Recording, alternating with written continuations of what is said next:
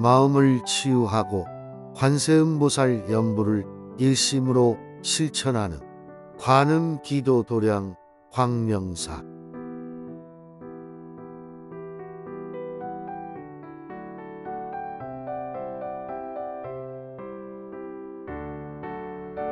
빛나는 수행의 길, 밝은 지혜로 참된 나를 찾는 광명사.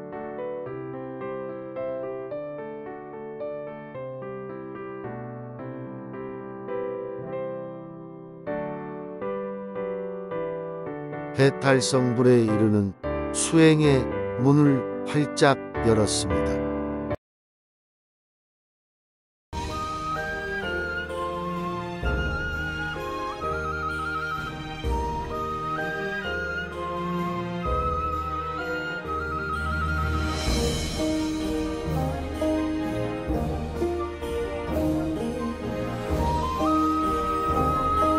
다들 안녕하십니까? 네, 다들 건강하시죠? 네. 오늘 무슨 날이에요? 네, 오늘 이제 겨울에 드는 날이죠? 네. 벌써 이렇게 시간이 됐네.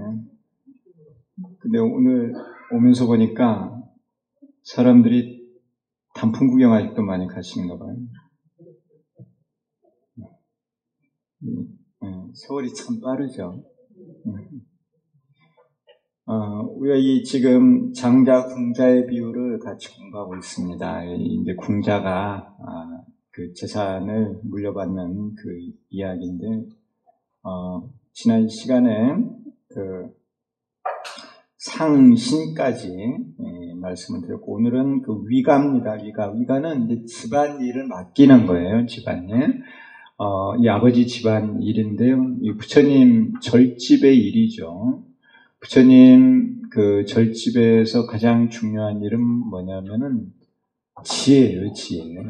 지혜를 개발하는 게 이 부처님 집에서 하는 가장 중요한 일입니다. 그래서 위가는 창고 관리하는 건데요. 창고 관리하는 게 보통 집에서는 가장 중요한 일이에요. 그래서 곳간 열쇠는 며느리한테 잘 안 넘겨준다 그러잖아요. 꽉 쥐고, 그 권력이니까 꽉 쥐고 있다가 이제 며느리가 좀 성숙하면 준다는 거예요. 그래서 며느리가 들어와서 교육을 받잖아요. 예전에 시집 오면은 어떻게 교육받나요? 어떻게 교육받아요? 벙어리 3년, 봉사 3년, 김벙어리 3년 그런 교육을 받아야 돼요. 그래서 이제 좀 성숙해야만 이제 시어머니 마음에 들겠죠. 들어야 이 열쇠도 받을 수 있겠죠. 자, 어쨌든 보시죠. 반야시에 이르러 이제 오시교 가운데 반야시에 이르러 부처님께서 여러 보살을 위하여 열애의 지혜에 대해 연설을 계시하였지만 사대 제자는 이러한 것에 마음을 두거나 원하지를 않았다. 그래서 반야는 열애의 지혜에 대한 것이죠. 그런데 이제 이 성문 사대 제자는 열애의 지혜는 자기들 게 아니라고 생각을 한 거예요. 자기들은 이제 일체지, 공을 보는 지혜만을 갖고 있고, 열애의 지혜, 이 중도 삼재 원흉을 아는 지혜거든요. 그런 것은 마음에 두지를 않았다는 거예요.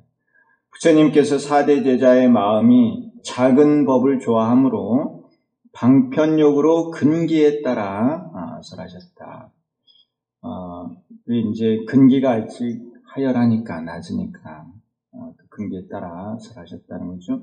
그러나 사대 제자는 참된 부처님의 아들이라는 것을 알지 못했다.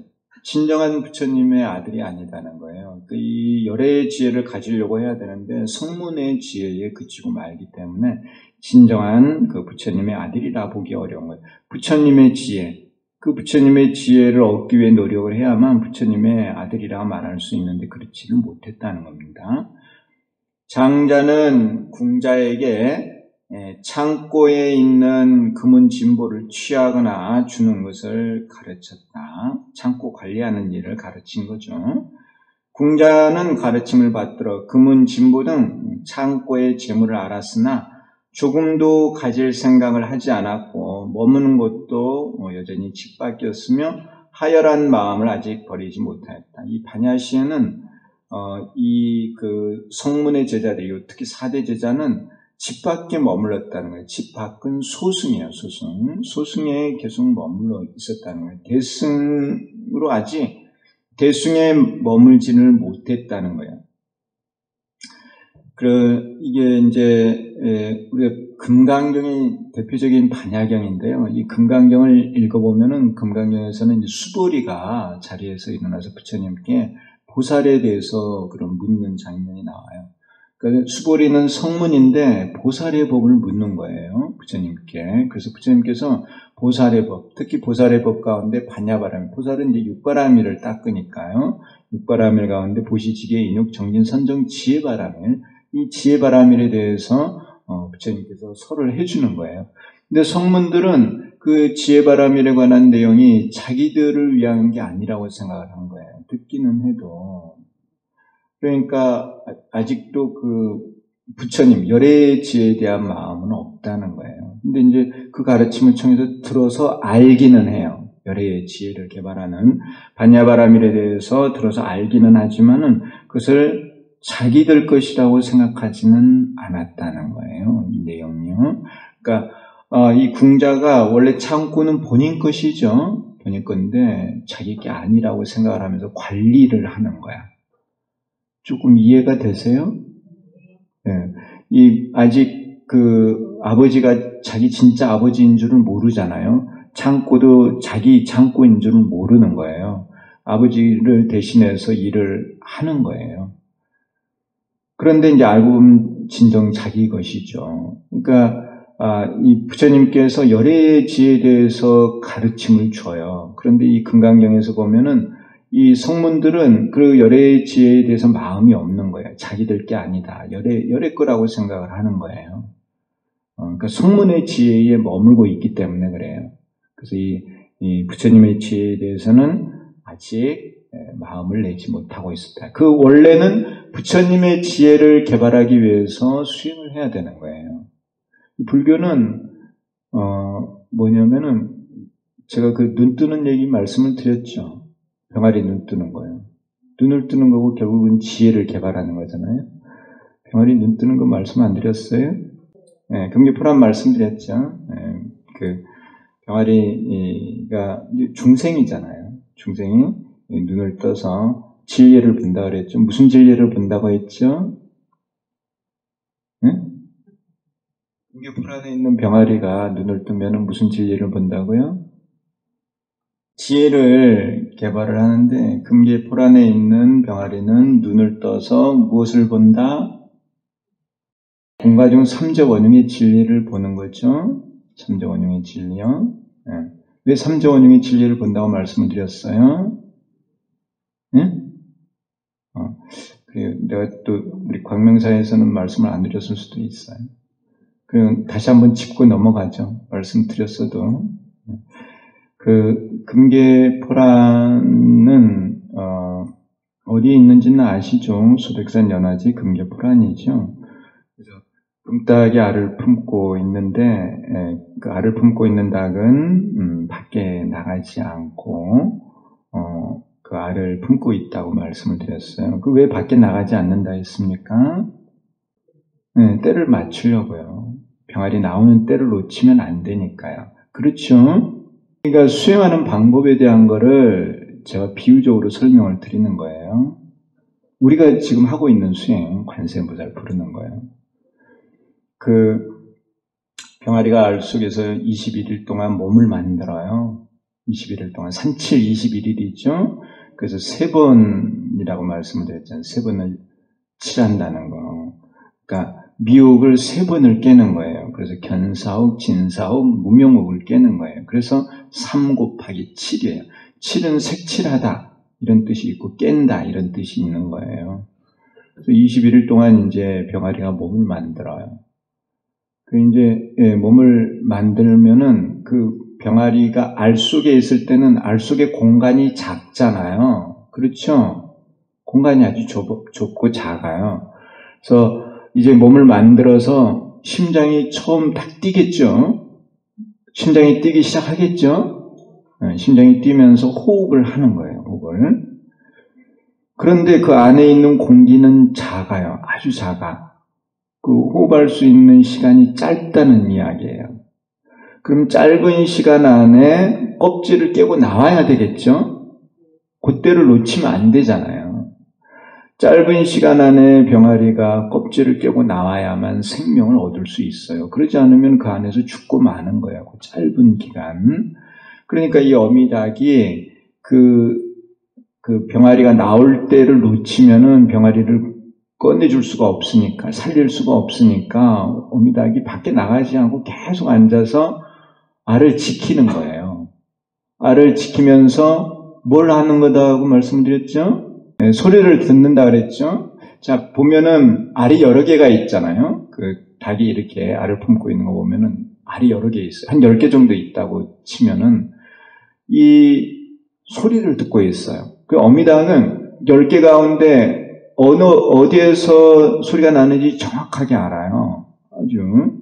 그 소리가 나는데 반응을 하는 거예요. 소리가 나지 않으면 어미닭이 반응을 하지 않아요. 소리가 나는 데에 반응을 하는데 알 속에 병아리가 쪼는 소리를 듣고 그 소리에 맞춰서 아래 위에서 동시 쪼는 거예요. 그래야 껍질이 깨져요. 줄탁 동시라고 하잖아요. 동시 아래 위에서 쪼아야 이 껍질이 팍 하고 깨지는 거야. 그러니까 이 어미닭이 알 속에서 병아리가 어떻게 소리를 내는가, 나오려고 하는가, 언제 나오려고 하는가, 그 때를 기다리는데 소리를 들으면서 기다리고 있는 거예요. 알 속에서 소리가 나.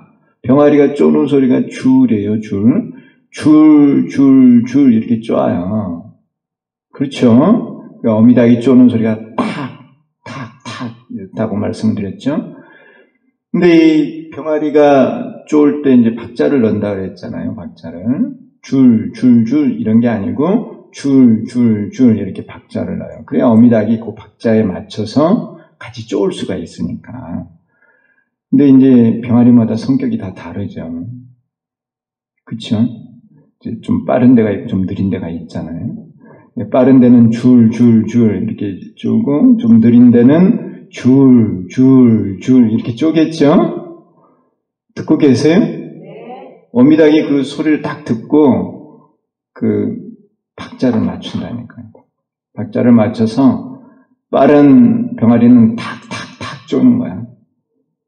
느린 데는 탁 이렇게 해서 어쨌든 아래 위에서 쪼면서 껍질이 탁 하고 깨져요. 껍질이 깨지면서 병아리가 이제 세상을 나오겠죠. 이제 껍질이 깨지면은 그 깨진 곳으로 빛이 들어가는 거예요. 빛이. 광명이. 우리 사찰 이름이 광명사잖아요. 광명이 이 알 속으로 들어가는 거야.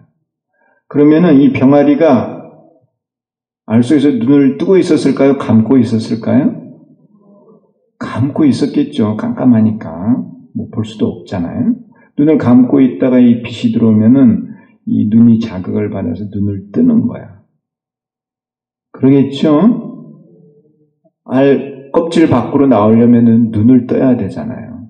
근데 눈을 떠서 세상을 보면서 껍질 밖으로 나오는 거예요.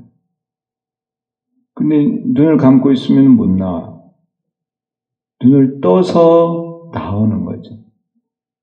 그래서 그 소백산 금계포란에 있는 이 병아리가 눈을 떠서 껍질 밖으로 나와서 세상을 보는 거예요. 어떤 세상을 보는 거죠? 네? 광명의 세상. 소백산 연화지를 보겠죠?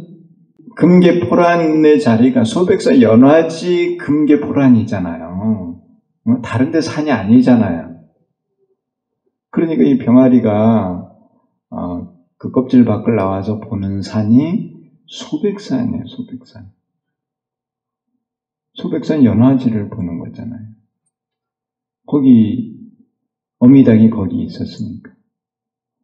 그 소백산이 의미하는 게 제가 뭐라고 했습니까? 공과 중의 진리라고 했잖아요.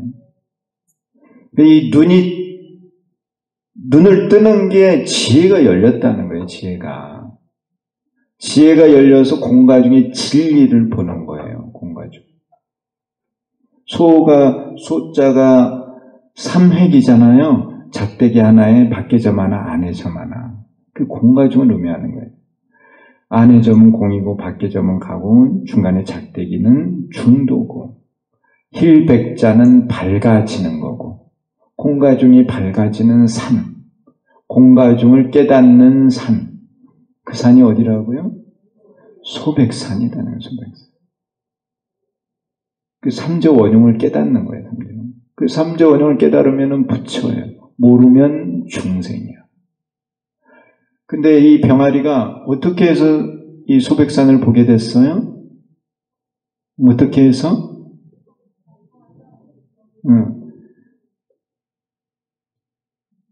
병아리 스스로가 알 속에서 껍질을 쪼았잖아요. 그게 인이야, 인. 그게 원인이 돼서 어미닭이 그 소리를 듣고 위에서 쪼아주는 거야. 그게 연이야, 연. 이걸 또 감이라고 음이라고 하고.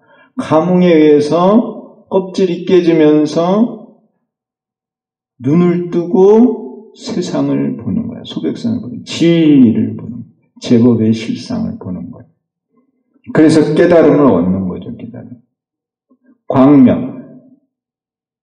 광명에 의해서 깨닫게 되는 거예요. 어쨌든 깨달음을 얻었으니까 무상불이고 껍질 밖을 나왔으니까 무의 해탈이고 이제는 생명을 얻었잖아요. 알 속에 있었으면 죽고 말았을 텐데 알 밖으로 나왔으니까 생명을 얻어서 무한 생명이 되는 거지. 무상불이 무해탈 무한 생명을 얻게 된다는 거예요.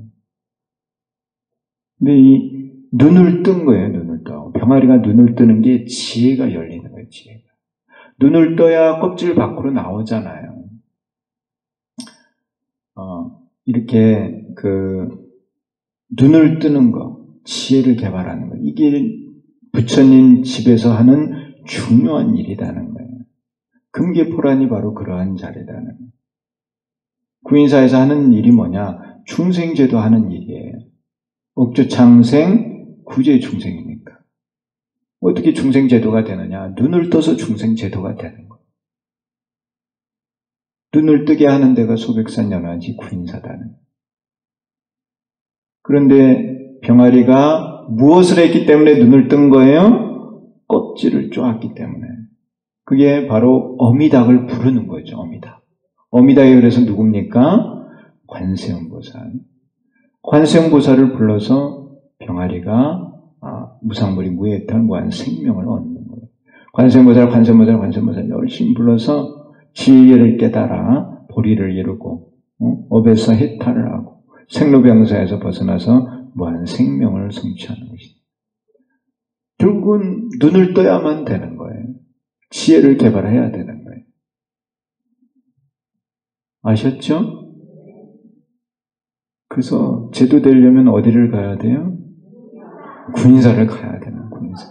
지혜를 개발하는 게 중요하다는 걸 꼭 명심하시라는 거예요. 우리 이렇게 광명사를 다니면서 열심히 신행생활을 통해서 지혜를 개발하고 진리를 깨닫는다. 그래서 제가 이제 그 법을 가지고 말씀을 드렸잖아요.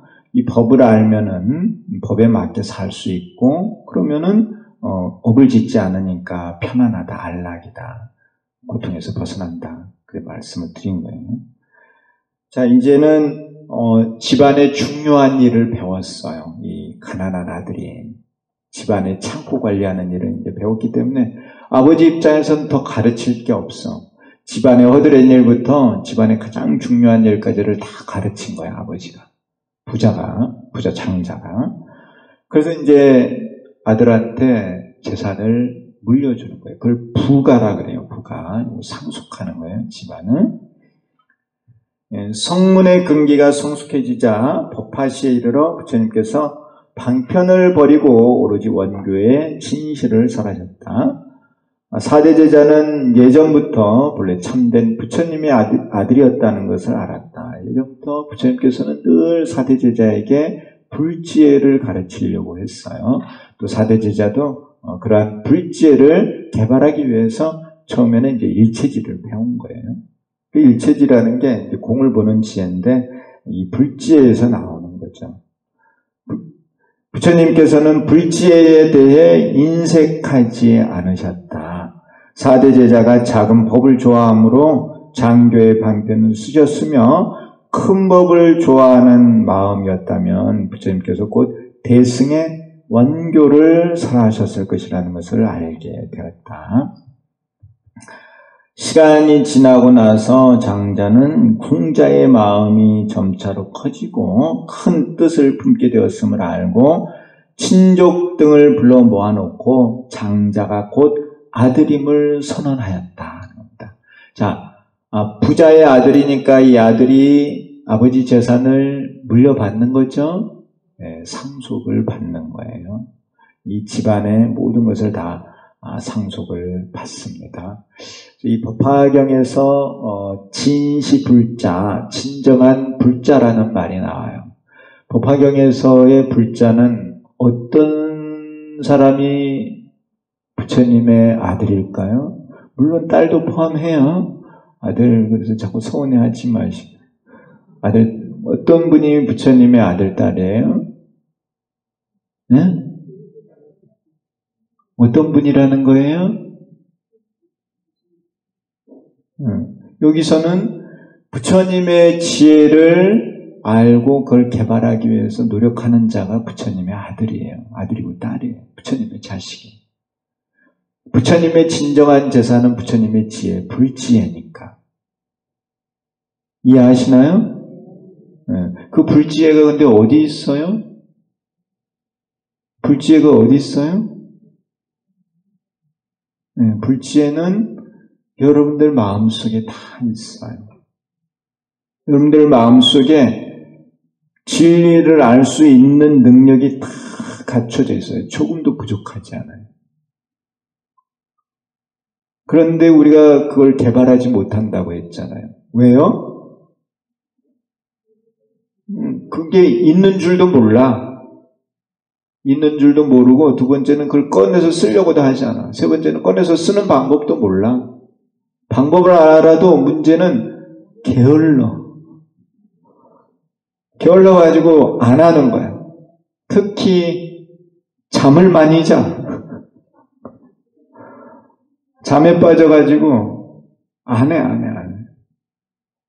그러니까 이거 언제 꺼내서 써? 그냥 세월아 내월아 흘러만 가는 거지.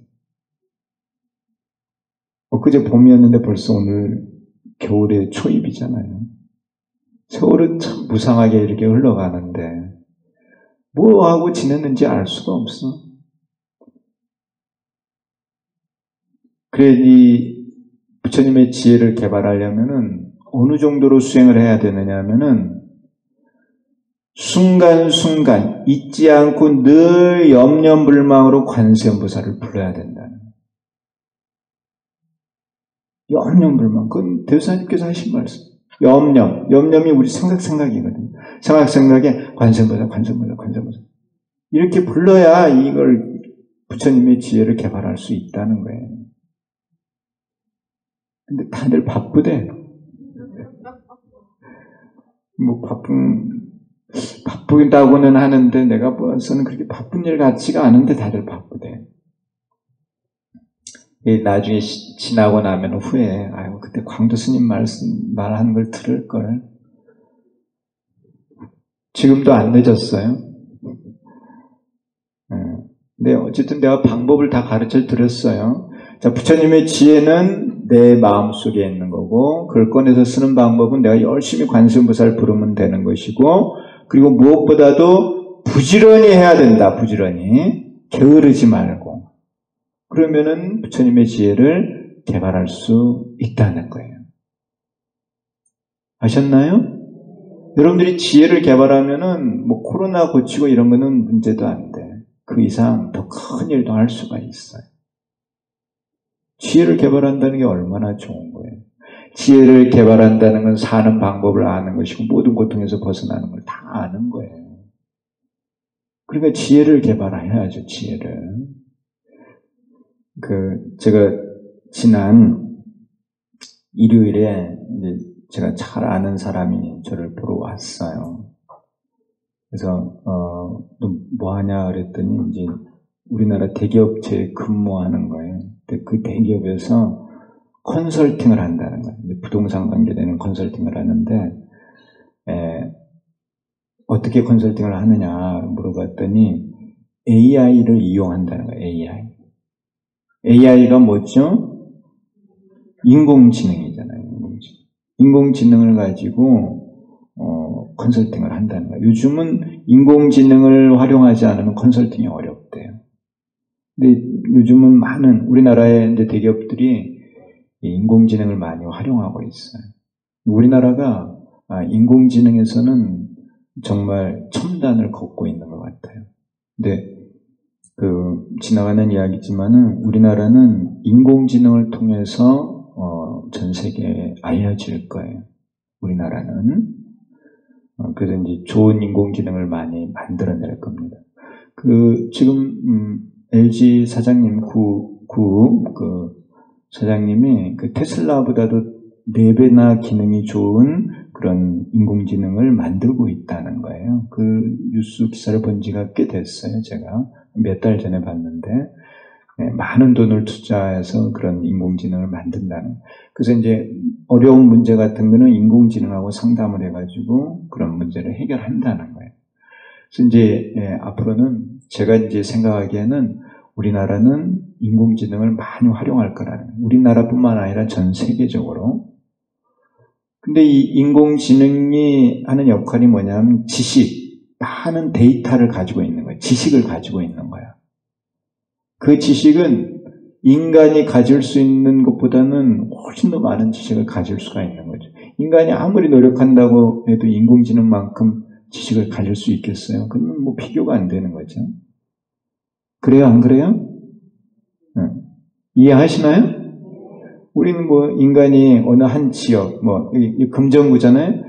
금정구에 여기 다 외우기도 힘들어. 근데 인공지능은 우리나라뿐만 아니라 전 세계의 데이터도 다 집어넣으면 다 외우고 할 수 있어요. 그게 비교가 안 되지. 그러면 앞으로 사람의 가치는 어디에 있냐는 거예요, 어디. 대학이 주로 학문을 가르친다고 하는데 그 내용을 보면은 지식을 가르치는 거예요, 지식. 지식을 가르치잖아요, 대학이. 그래, 이제 시험을 해가지고 지식이 높은 자는 이제 시험에 합격시키고 좋은데 취직시키고 하는 거죠.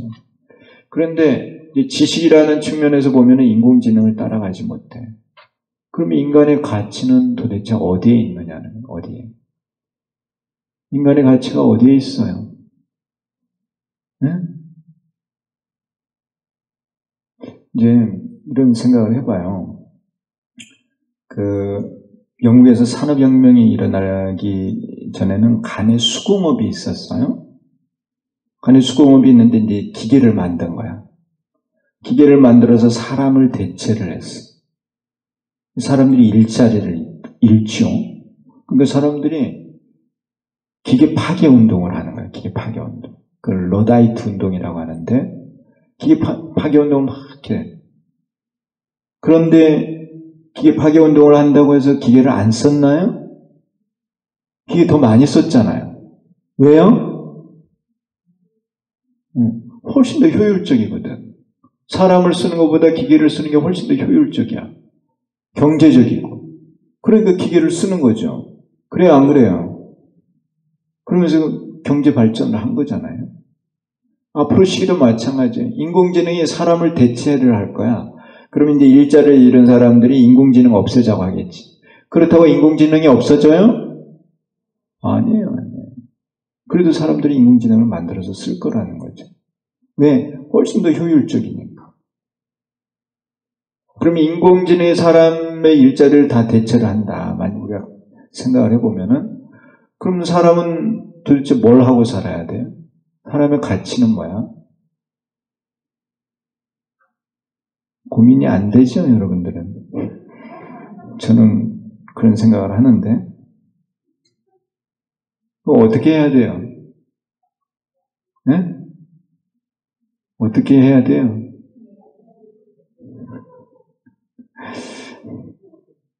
제가 말한 대로 세상은 변해갈 거예요. 그런데 그때는 이제 지식이 아니라 무엇을 추구한다? 지혜를 추구하는 사회가 된다는 거예요. 그 시기가 되면. 그 지혜를 개발하는 종단이 어디예요? 대한민국의 천태종이다. 전 세계에서. 전 세계 어느 종교, 어느 단체에서 이렇게 지혜를 개발하기 위해서 사부대중이 다 모여서 지혜를 개발하기 위해서 노력하는 종단이 어디 있어요? 구인사 말고. 생각을 해보세요. 맞지요? 네. 이거 관련해서 참 드릴 말씀이 많아요. 내가 저번에 언제 소 일어나는 말씀을 드렸죠? 그거는 잘 기억하시네. 소 일어나는 거는 기억을 잘 하시는데. 좋아요, 어쨌든. 그런 얘기를 어디서 듣겠어요? 자, 이제, 소는, 이제 처음 일어날 때 심장이 뛴다 그랬죠? 그래서 이제 중국이 일어난다 그랬잖아요. 그래서 그, 심장이 뛰고 할 때는 소는 그냥 누워 있었어요. 심장이 뛰면서, 이제 그 혈액을 모든 곳에 공급을 하죠. 심장이 박동을 하니까 혈관의 혈액이 움직이는 거예요. 그러면서 이제 어떻게 보면 소통을 하는데 중국이 이제 몽골이죠. 원나라가 전 세계 가장 큰 영토를 차지한 나라예요. 그러면서 이 중국 원나라가 유럽까지 들어가요. 유럽까지. 그래서 이제 헝가리 이런데 훈족이잖아요. 훈족의 후손이잖아요. 훈에서 헝가리거든요. 어쨌든 그렇게 큰 영토를 차지하면서 뭐를 했느냐 하면은 길을 만든 거예요. 길을. 동양하고 서양을 연결하는 길을 만들었어요. 그게 이제 역참제라는 거예요. 역참제. 이제 그때는 말을 타고 다니는 길이었죠. 말. 그때는 아직 뭐 수레가 있었어도 뭐 소수레나 말로 끄는 수레였지 자동차는 아니었죠. 그래서 이 중국이 일어날 때는 그런 역참제는 개발을 했어요. 길은 개발을 했어. 그렇지만 아직 움직이지는 않은 거예요. 세계가 글로벌화 되지는 못했다고. 그런데 이제 영국을 중심으로 해서 유럽이 일어날 때는 앞다리가 일어나잖아요. 앞다리. 그 앞다리가 일어나면서 이 유럽이 뭘 이제 개발을 많이 했느냐면 엔진, 증기기관. 그러니까 증기기관부터 개발을 하잖아요. 동력기관을 개발을 하는 거예요. 동력. 그리고 뭐 엔진이라든가 뭐 이런 디젤 이런 거를 개발을 하면서 차, 기차, 또 비행기도 이제 축이 모형의 이런 비행기를 개발을 하면서 앞다리가 일어나는 거죠. 그리고 이제 뒷다리는 미국이잖아요. 미국이 이제 자동차를 훨씬 더 개발을 하고, 미국이 했던 게 이제 비행기를 만드는 비행기. 비행기를 만들어서 글로벌화를 시킨 거지. 전 세계가 하루 생활권이 되도록 만든 거예요. 그러니까 이게 이제 소가 일어나서 정말 다리가 움직이는 거지, 다리가. 그래서 보면은, 영국이나 이렇게 미국에서 기계를 만들 때는 사람의 손발 역할을 하는 기계를 만들어요. 이 공장 같은 데서도 이렇게 뭐 반도체 칩 같은 거 이렇게 꼽는 그런 기계 있잖아요. 사람 손으로 이렇게 꼽고 뭐 납땜도 하고 그랬는데 기계가 다 하잖아요. 사람 손 역할을 대신하는 거지. 또 자동차는 사람의 발 역할을 대신하는 거. 사람 발로 걷는 것보다 훨씬 더 빠르게 다닐 수가 있잖아요. 그래요, 안 그래요? 네, 그렇게 이제 문명이 발달해 왔는데, 지난 시간에 제가 말씀드렸잖아요. 소 뒷다리가 일어나고, 그 다음 어디가 일어난다고요? 머리가 일어난다고. 그래서 요즘 우리나라가 뜨고 있다고 했잖아요. 한국이, 여러모로. 그래서 한국이 일어날 때는 뭐냐면, 한국 사람들은 무엇을 만들어낼 거냐? 아까도 말씀드렸듯이, 인공지능을 만들어낸다는, 좋은 인공지능을. 그 인공지능이 바로 사람의 머리를 대신한다는. 앞으로 이제 그런 세상이 올 거예요. 이해하세요? 대답들이 시큰둥해. 분명히 그런 세상이 와요. 우리나라 사람들이 인공지능을 잘 만들어내요. 인공지능.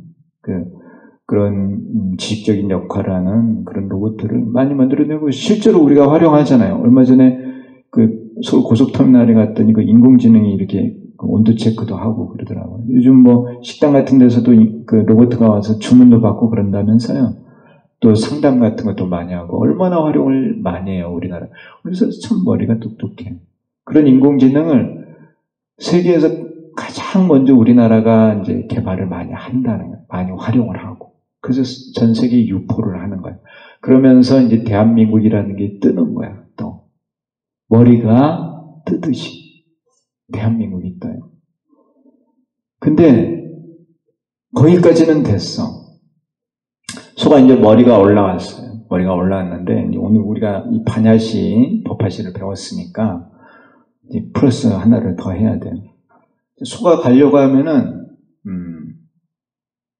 소가 그냥 갈 수는 없잖아요. 아까 병아리도 껍질 밖으로 나오려면은 뭘 해야 된다 그랬어요? 눈을 떠야 된다 그랬죠. 눈을 떠야 껍질 밖으로 나오잖아요. 소가 앞으로 가려면은 눈을 떠야 돼. 눈을 감고 갈 수는 없잖아요. 눈을 감고 소가 가다가 다리 잘못 디디면 큰일 나죠. 소는 무겁잖아요. 눈을 떠야 돼요. 머리를 들고 그 다음 눈을 떠야죠. 응? 눈을 뜨는 게 뭐예요? 의미가 뭐예요?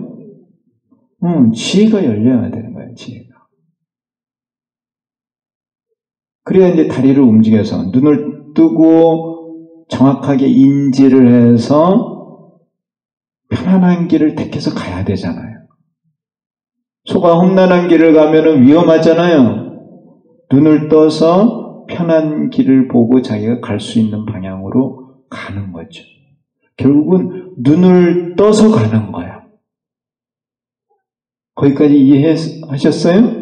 눈을 떠서 이제 가고자 하면은 가라고 눈을 떠서 오른쪽 방향, 바른 방향으로 가자 명령을 내리면 이제 다리가 앞다리, 뒷다리가 움직여서 따라오는 거야. 눈을 떠야 되겠죠. 결국 눈을 뜨는 자가 조정을 하는 거죠. 눈을 뜬 자. 눈을 뜬 자가 누구예요? 응? 눈을 뜬 자가 누구예요? 지혜로운 자다 하는 거예요. 지혜로운 자. 눈도 세 단계로 떠요. 일체지, 도종지, 일체종지 또는 해안, 법안, 불안으로 눈을 뜨는 거예요. 그 눈 뜬 자가, 눈을 크게 뜬 자가 세상을 이끌어가는 거예요. 그러면은 앞으로는 그런 눈을 뜬 자가 존경받고 가치 있는 자가 되는 거죠. 서로가 다 눈을 뜨려고 하겠죠. 그런데 그 눈을 뜨는 데가 어디예요? 그 눈을 뜨는 데가 금계포라냐. 그러니까 이 세상은 앞으로 누가 움직여가요? 말 안 해도 아시겠죠? 그런 세상이 분명히 온다는 거야. 정말이에요, 정말. 그래서 우리가 이런 눈 뜨는 공부를 하는 거예요. 부처님께서 눈 뜬 세상에 대한 얘기를 말씀하신 게 이 법화경이에요. 이 법화경에 눈을 뜨는 법을 가르쳐 주고 있는 거예요. 그러니까 앞으로 많은 사람들은 법화경 공부를 한다니까요. 할 수밖에 없어요. 법화경 공부를 해야 눈 뜨는 방법을 아는 거예요. 눈 뜬 세상의 이야기를 알 수가 있어요. 이 법화경 안의 세계가 진정한 부처님의 세계거든요. 제가 그래서 가르쳐 드리잖아요. 제가. 그러한 세상이 분명히 올 것이고 우리 여러분들이 선구자예요. 선구자. 앞장서서 가는 거예요. 근데 앞에 가는 사람이 잘해야 돼. 잘. 뒤에 사람들은 앞에 가는 사람들 보고 쫓아올 거거든. 앞에 가는 사람들이 바르게 잘 가야 뒤에 오시는 분들이 쫓아오는 거예요. 바르게. 근데 앞에 가는 사람이 잘못 가잖아요? 그럼 뒤에 가는 사람도 잘못 가기 때문에 업을 지어요. 앞에 가는 사람이 잘 가야 돼. 바르게.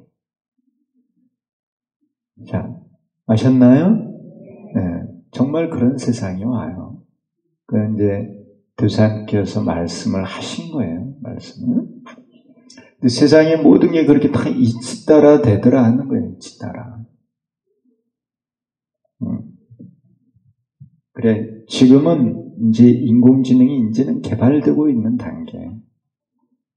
앞으로는 많이 활용이 될 겁니다. 그러니까 이제 지식에 대해서는 누구나 다 쉽게 접근할 수가 있어요. 그럼 지식 그 이상의 세계는 뭐냐? 그게 바로 반야 지혜라는 거예요. 반야 지혜. 반야 지혜를 개발을 해야 돼요. 반야 지혜를 개발해야만 진정으로 고통에서 다 벗어날 수가 있어요. 그 다음 탐불은신입니다. 부처님의 은혜가 깊음을 찬탄하는 거예요. 자, 보세요. 우리들이 눈을 감고 있으면서 잘못된 길을 가고 고통을 받고 있으니까 부처님께서 가엾게 여기셔서 이 중생세계, 이 무명의 어두운 이 세계에 오셔서 우리들을 가르쳐서 눈을 뜨게 해주시는 거야. 얼마나 큰 은혜예요. 여러분 생각을 해보세요.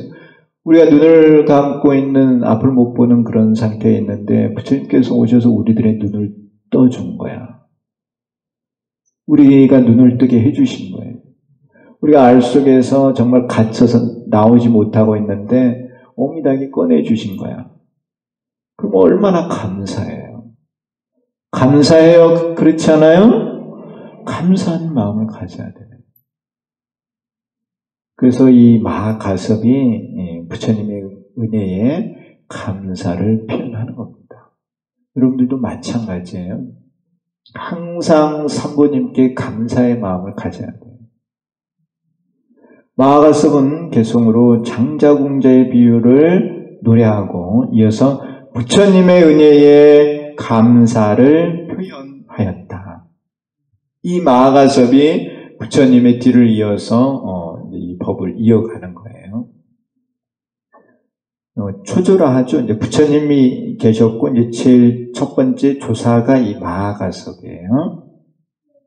세존의 대의는 희유한 일로서 연민으로 교화를 하시어 저희들에게 이익을 주시니 무량한 억겁을 다해도 어느 누가 보답할 수 있겠습니까? 라고 하여 부처님의 은혜가 커서 갚을 길이 없다고 하였다. 무량 억겁을 다해도 보답할 수 없다는 거예요. 우리들에게 이익을 주셔서. 어떤 이익을 주신 거예요? 우리들에게? 어떤 이익입니까? 그 이익은 세 가지예요. 세 가지. 무상불이, 무해탈, 무한생명의 이익이다. 지혜는 우리가 가지고 있는 게 지혜예요. 우리의 그 지혜를 개발하게 해서 우리가 무상불이, 무해탈, 무한생명의 이익을 얻는 거예요.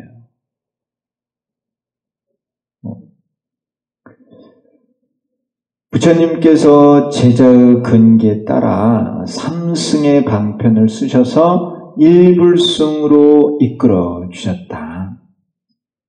이 삼승은 일승에서 나온 거예요. 그래서 일승으로 가게 하는 거예요. 삼승이. 그래서 삼승의 방편, 일승의 진실이죠.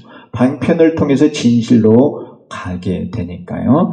이러한 이익을 주신 부처님의 대은에 깊은 감사를 표현하였다. 우리가 이제 일승의 수행을 통해서 무상불이, 무해탈, 무한 생명을 얻어 선불하는 거예요. 일불승. 우리는 이러한 일불승의 수행으로 관세음보살을 열심히 부르고 있는 것입니다. 여기 이제 그 부처님의 은혜가 나와서 한 가지 드리고 싶은 말씀이 있어요. 무슨 말씀이냐 하면은 우리 그 종단에서 관세음보살 부르는 것과 다른 종단에서, 타 종단에서 관세음보살 부르는 것, 그것은 같을까요? 다를까요? 다르다고 말씀을 드렸죠. 왜 다릅니까? 왜 다르다고 했죠? 아니, 다른 데서도 법화경을 보고 거기 관세음보살 본품이 있으니까 관세음보살을 부른다고 말할 수 있어요. 그래도 달라요. 왜 다르죠? 그는 이제 대사님의 증명에 의해서 다른 거예요. 그를 여러분들이 꼭 알고 계셔야 돼요. 관세음보살을 부르면 다 되겠지. 그렇지가 않다는 거예요. 그래서 이 부처님의 은혜에, 대주사님의 은혜에 우리가 감사를 해야 된다. 이치는 이런 거예요.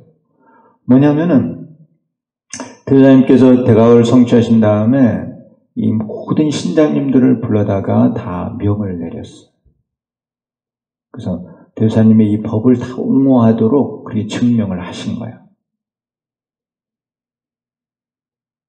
그래서 구인사에 가서 기도를 해야만 빨리 눈을 뜰 수가 있어요. 구인사에 가서. 그래서 언제 이제 그런 게 되는 거냐면은 구인사 가서 4박 5일 기도를 해야 돼. 그래야 구인사 신도가 되잖아요. 그래요, 안 그래요? 구인사 가면 그래 접수실에서 제일 먼저 물어보잖아요. 4박 5일 기도를 했는지 안 했는지. 4박 5일 기도를 안 했으면 꼭 하라고 하죠? 그래서 4박 5일 기도를 왜 한다고요? 네? 4박 5일 기도를 하는 이유는 싹이 나오는 거라 그랬잖아요. 싹이 나오는 거예요. 그러니까 보리에 싹이 나오는 건데, 보리를 물속에 담궈 놓으면은 3일 만에 이렇게 촉이 나오잖아요. 촉이 한번 나오면은 이게 크잖아요. 그 촉이 나오지 않으면은 씨앗을 아무리 놔둬도 안 커요. 촉이 나와야 크는 거죠? 촉을 틔우는데 3일이 걸려요. 그러면 이게 한번 이제 나오면 계속해서 크는 거거든요. 그러니까 4박 5일 기도를 해야 크는 거야. 눈을 뜬다는 거예요, 눈을. 그래서 4박 5일 기도를 했을 때 구인사 신도가 되는 거예요. 구인사 신도가 돼야만 신장님이 이제 보호를 하는 거예요. 공부를 시키는 거야, 말하자면. 4박 5일 기도를 해야 신장님이 와서 그 근기에 따라 공부를 시키는 거예요. 그러니까 그 4박 5일이라는 게 그래서 중요한 거예요.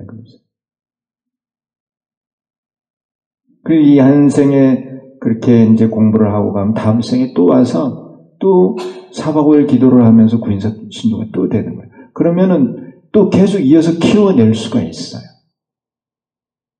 그렇게 해서 이제 시간이 돼서 잘하면 언젠가는 열매를 맺는 거예요. 근데 반드시 구인사 신도가 돼야 돼. 그게 다르다는 거예요, 달라. 그것은 알고 보면은 대주사님의 증명의 힘에 의해서 그렇게 된다는 거예요. 그게. 제 말씀 이해하세요? 그래서 우리가 이 대주사님의 은혜에 감사를 해야 되는 거예요. 그 대주사님의 원력이 억조 장생 구제 중생이잖아요. 그리고 구인사에서 구인사의 신도가 되고 구인사에서 수행하는 거예요. 그래야 이 제도가 되는 거예요. 분명히 아셔야 된다는 거예요. 세상에 그냥 되는 건 없어요. 다 이치 따라 되는 거예요. 이치 따라.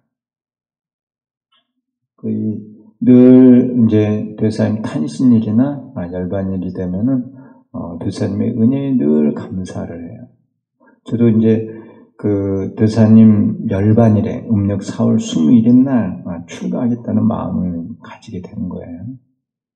그래서 그때가 이제 음력 4월 20일이니까 이제 봄이었죠. 봄 이제 5월쯤 됐었던 것 같아요. 그때 갔다 와서 그때 이제 7월에 제가 석사 논문을 마치고 8월에 이제 한 달 후면은 학위가 나오는데 7월쯤 해서 군사를 들어갔어요. 그리고는 이제 지금까지 이렇게 살고 있어요. 집에 한 번도 간 적이 없어요. 그래 이제 저도 그렇게 인연이 돼서 이렇게 살고 있다 하는 겁니다. 대사님의 은덕이죠. 이제 대사님의 그런 가르침이라든가 이런 거를 생각을 해서 저도 이제 출가를 하고 싶었던 거예요. 열반일에 가서. 열반일에 가면은 예전에 얼마나 신도님들이 많이 와요. 그런 걸 보면서 나도 이렇게 이제 공부해야 되겠구나. 부처님 보고 공부해야 되겠구나 그런 생각을 한 거예요.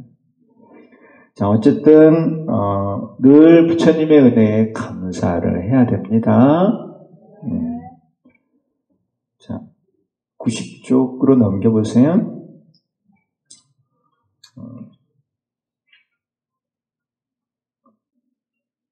대입니다. 사대제자는 제2방편품에서 법설과 제3비유품에서 비설을 듣고 객원현실에 대해 영해를 하였다. 개사면일 일승에 대해서 이해를 한 거죠. 사대제자는. 그래서 일승의 법설과 일승의 비설 이거를 들은 거예요. 비설은 이제 대배국어죠. 이렇게 비유로 듣고서 그걸 이해를 한 거예요. 이해. 영해라는 게 중요한 부분을 이해를 한 거를 영해라 그래요. 그것을 장자, 공자의 비유로 자세히 설명을 하였다. 자기들이 이해한 거는 이제 이 궁자가 장자가 되는 재산을 물려받는 그런 것으로 설명을 한 거예요. 그래서 부자상실, 부자상견. 헤어졌다가 다시 만나는 거죠. 그리고 이제 방추, 이거는 이제 그 화엄시죠. 그 시립하고, 좌우에 시립하고 있던 사람들이 그 쫓아가는 거죠. 이유는 이제 그 두 사람을 보내서 유인을 한 거예요. 집안 허드렛 하는 사람을 두 사람을 보내서 유인을 한 거. 아함시죠.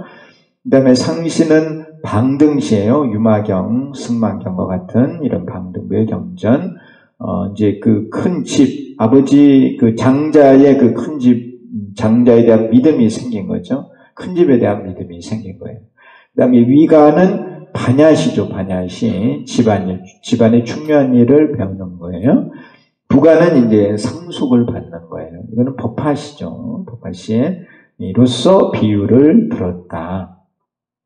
그래서 이 사대 제자는 부처님을 가장 오랫동안 따라다닌 제자들이에요. 이들이 부처님으로부터 가르침 받은 것을 이렇게 비유적으로 표현을 했고, 이 가르침 이상의 가르침은 없다 이렇게 생각하시면 돼요.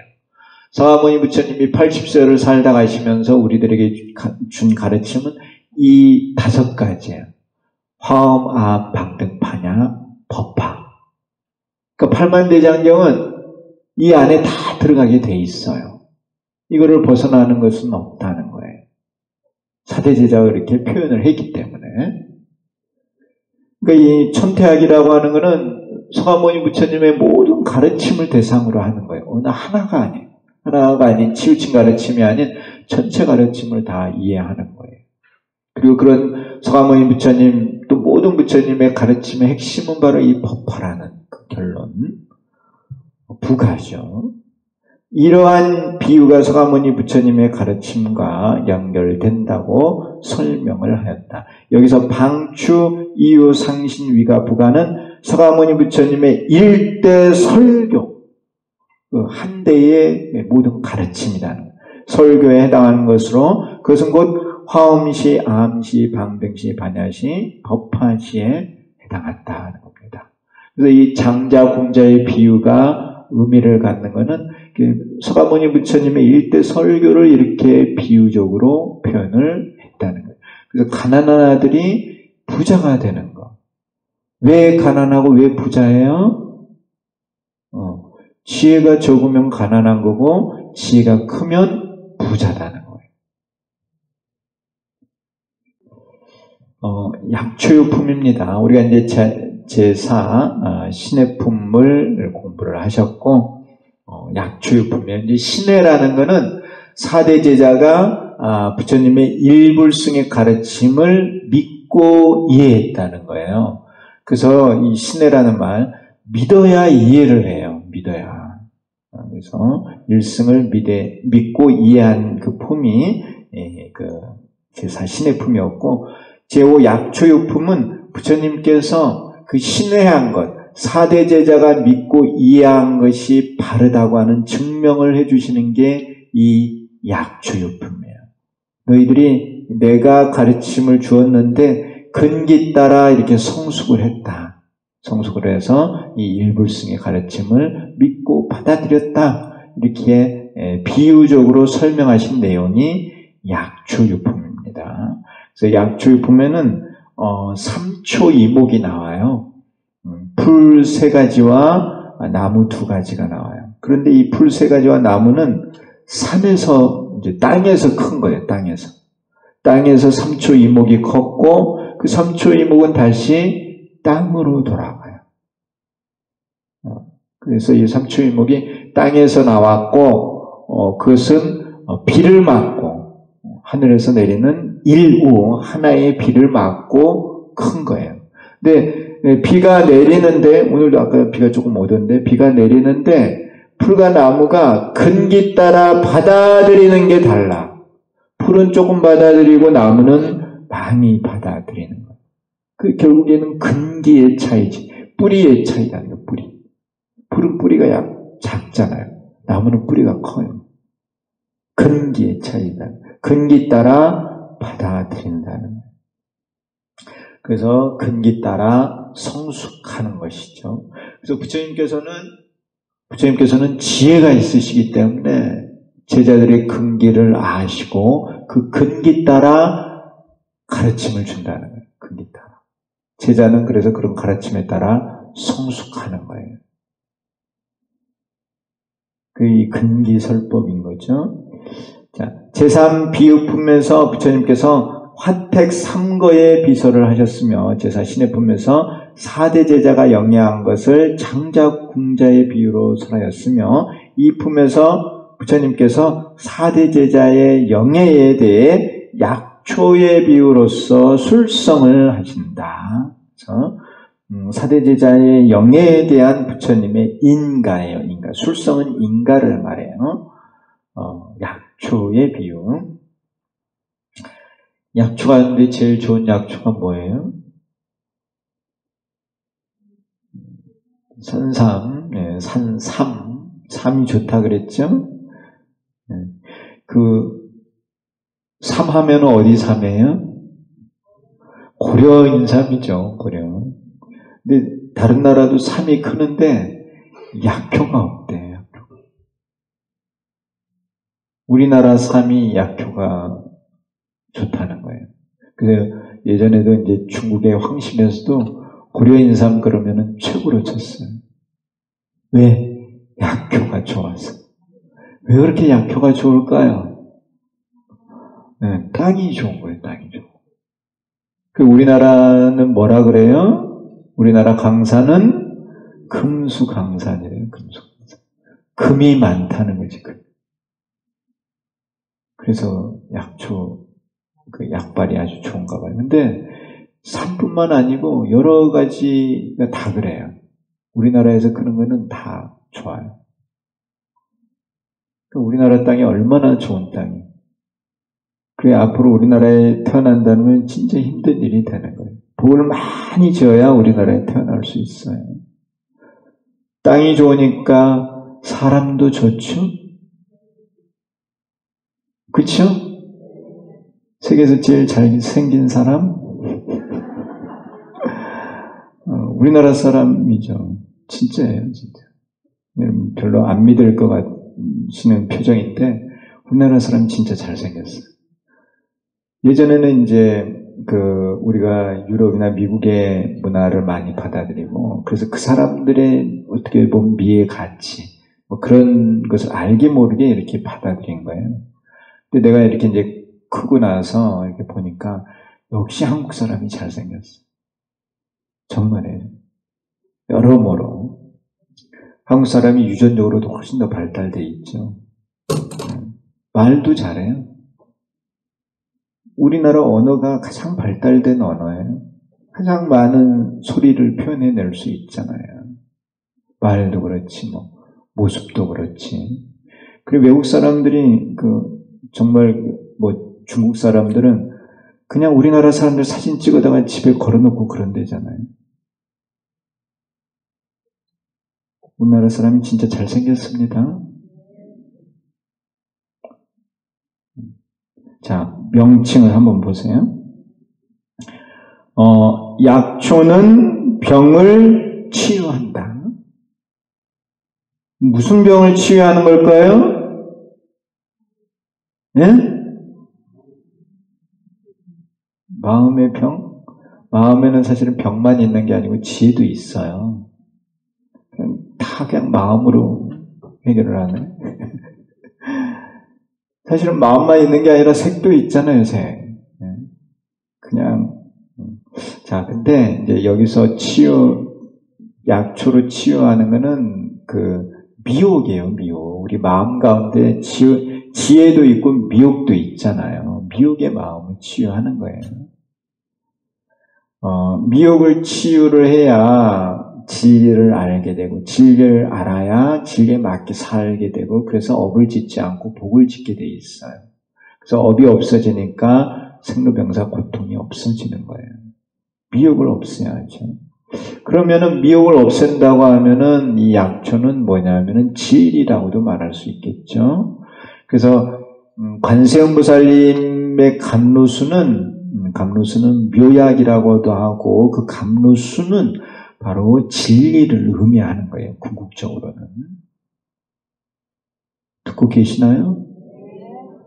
이 감로수 물인데, 물이 색깔이 무슨 색깔이에요? 응? 무색? 근데 보통 그림 그리면은 물을 뭘로 표현하나요? 응? 청색으로 표현하지 않아요? 푸른 바다. 안 그래요? 우리 종기가을에서 청색 사문이 무슨 색깔이에요? 청색이죠, 청색. 물로 보았을 때는 청색이에요. 그 감로수는 그 진리를 의미합니다. 관세음보살님께서 주시는. 그래서 관세음보살 법문품에 보면은 응이불신 득도자 즉현불신 이비설법, 부처님 몸으로 제도할 이에게는 부처님 몸을 놔둬서 법을 설하며, 그때 법이 중도법이에요. 그리고 이제 보살의 몸으로 제도할 이에게는 보살의 몸을 놔둬 법을 설하며, 보살들에게는 가의 법을 설하는 거예요. 성문, 벽집을 이들에게는 공의 법을 설하는 거예요. 그 법을 설한다는 게 진리를 알려주는 거예요. 공가중. 그게 바로 감로수를 주는 거예요. 감로의 약, 물을 주는 거예요. 근기 따라. 그리고 이제 그 뒤에 보면은 그 천신의 몸과 인간의 몸이 쭉 나열이 되고 있어요. 긴 부분이. 그리고 이 천신과 인간에게는 인과의 법을 가르쳐 주는 거예요. 인과의 법. 그것도 하나의 감로수다는 거예요. 근기 따라 감로의 약을 주는 것이죠. 누가요? 관세음보살님. 그래서 그 근기 따라 그 법을 받아들여서 성숙하는 거예요. 성숙. 그래서 이 그 감로의 묘약은 진리를 의미한다. 진리. 사대 제자는 장교의 수행으로 견사의 병을 치유하여 소승의 열반을 얻었다. 견사호, 견사병. 이러한 사대 제자를 비유하기 위해 약초유품이라고 하였다. 사대 제자의 그 인가를, 사대 제자가 장자공자의 비유로 표현한 것을 인가를 하는 거니까요. 또한 약초는 비를 받아서 밖으로는 싹이 나고 줄기가 커지며 안으로는 힘과 쓰임이 강하게 되어 야광으로 자라서 그것을 먹으면 여러 병을 고쳐서 장생할 수 있게 되는데, 이것은 사대 제자가 서가모니 부처님의 원교의 설법을 듣고 원행을 해서, 원도내 수행이에요. 원행을 해서 무명옥을 파하여 성불하는 것을 의미한다. 이런 성불의 의미도 있다는 거예요. 그래서 약초를 먹으면은 장수, 수명이 늘어나기 때문에, 그래서 무한 생명의 부처님을 의미하기도 한다는 겁니다. 자, 그리고 이제 형식이나 이런 과문은 참고로 하시고, 그 94쪽에 보면은 제가 그 비광설의 과문 이렇게 해서 표를 그려 놓았습니다. 그래서 개비와 합비가 있고, 개비는 이제 비유가 이렇게 쭉 나열이 되는 게 개비고, 합비는 이제 법설과 요 개비를 합쳐놓은 게 합비예요. 그리고 보면은 차별비, 무차별비, 합차별비, 합무차별비 이렇게 되어 있죠. 그래서 차별과 무차별에 대한 이야기가 이 약초유품에 나오는 거예요. 그래서 그 삼재원흉의 진리는 무차별이에요. 무차별. 차별이 없는 거예요. 근데 이 삼재원흉의 진리에서 공가중이 나와요. 그는 차별이에요. 근기에 따라 설하게 되는 거예요. 여기서는 이제 비유가 일지 이루의 그런 무차별, 하나니까, 하나의 땅, 하나의 비니까 그건 차별이 없어요. 그리고 무차별이에요. 그 차별은 뭐냐면 삼추 이목이 차별이 있는 거예요. 그래서 이렇게 차별과 무차별이 있다는 거. 그래서 이 무차별에서 차별이 나오고 이 차별은 다시 무차별로 가는 거예요. 그래서 1승에서 3승이 나와요. 이 3승은 1승과 어떻게 보면 이제 다르게 느껴지기도 하는데 사실 이 3승은 1승에서 나온 거예요. 1승에서 3승이 나와서 3승이 다시 1승으로 가는 거예요. 이때 1승은 모든 것을 포괄한 다 1승이에요. 자, 1승에서 3승이 나오고 3승은 다시 1승으로 갑니다. 그러면은 3승과 1승은 다른 거예요? 같은 거예요? 알고 보면 같은 거다는 거예요. 이해하시나요? 네. 이게 이제 법화가 말하는 묘예요, 묘. 묘와 추가 있는데, 묘에서 추가 나와요. 근데 이 추는 다시 묘로 돌아가는 거야. 그래서 추 즉 묘가 돼요. 모든 게 다 묘야. 모든 게 다 묘. 그러니까 묘 아님이 없는 거야. 모든 거를 묘로 보는 거예요. 그게 바로 부처님의 눈을 뜨면은 그렇게 되거든요. 이걸 이제 경전에 다시 또 연결을 해보면은 법화경에서 모든 경전이 나와요. 그리고 이 모든 경전은 다시 법화경에 귀의를 하는 거예요. 그래서 법화경과 모든 경전은 본래 다른 게 아니다는 거예요. 이해하셨습니까? 네. 그러한 가르침을 우리가 이렇게 차별, 무차별에서 알 수 있습니다. 그래서 이 법화가 가르치는 그 일불승의 일은 삼승과 다른 일승이 아니에요. 삼승을 포괄하는, 삼승이 그대로 일승인 그런 일승을 말하는 거예요. 그래서 사람들 뭐 삼거가 사거가 그런 이야기를 하는데 그런 거 별로 불필요한 얘기야. 본래 일불승밖에 없어요. 그런데 이 일불승이 다른 것과 차별이 되는 그런 일승이 아니라고. 모든 것을 다 포괄하는 일승이에요. 그런 하나예요. 그래서 그 하나를 천태대사는 원흉이다 이렇게 표현을 한 거예요. 오늘 시간이 많이 됐습니다. 그래서 진도가 착착 잘 나가고 있어요. 그래서 이제 장자 궁자의 비유를 설한 신의 품이 끝나고 오늘 그 약초육품에 대한 공부를 했습니다. 그래서 그 약초육품 다음에는 이제 수기품 그리고 화성육품이 이렇게 쭉 이어지고 있습니다. 그래서 이 법화경 공부도 열심히 하시고 이 법화경과 더불어 제가 늘 여러분들께 말씀드리는 것은 수행이에요, 수행. 우리가 이제 수행을 하면서 갈림길에서 어디로 가야 될지를 모를 때 이 법화가 바로 바른 길을 제시해주는 그런 지도의 역할을 하는 거예요. 그래서 중요한 것은 역시 수행이라는 거죠. 앞으로 나아가는 거예요. 항상 수행을 열심히 하시면서 더불어 또 이런 법화경 공부도 잘 하셔서 바른 길을 가는 그러한 진정한 불자가 되시기를 바랍니다. 오늘 강의는 여기서 마치겠습니다.